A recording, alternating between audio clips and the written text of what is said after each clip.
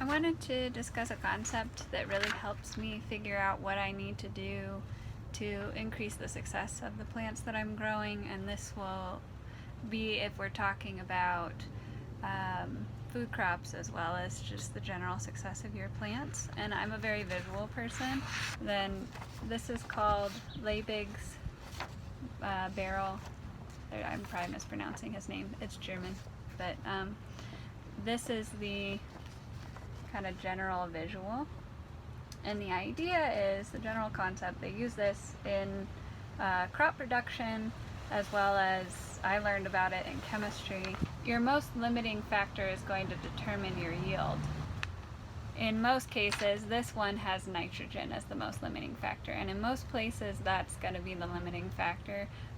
And so your yield is going to be, limited by that nitrogen. So if you increase the nitrogen, say you increase it to the highest potential it could be, then you're going to have to move to your next limiting factor for what is going to limit the yield. So here in Flagstaff, the most limiting factor is going to be water.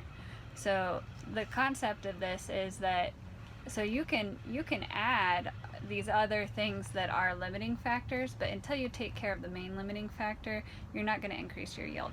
So in Flagstaff, if you have wonderful soil but you're not adding enough water, or you're growing something that requires more water, then it doesn't matter what the other things you are adding. It's not going to increase the success of those plants.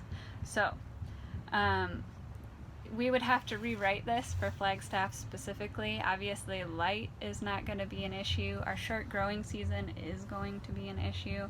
And if you're interested in or willing to do one of those soil tests, then you can learn a lot more about what the specific limiting factors in your area would be. So things like pH, calcium levels.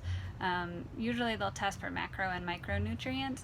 Personally, I think that since you know the solution to the problem, regardless of what nutrients you're talking about, which is, in my opinion, adding compost and manure, adding organic material, that's always going to, buffer your pH. It's always going to add a lot of nutrients that you need, and just continually adding a diversity of organic material is really going to fix the problem regardless of what it is.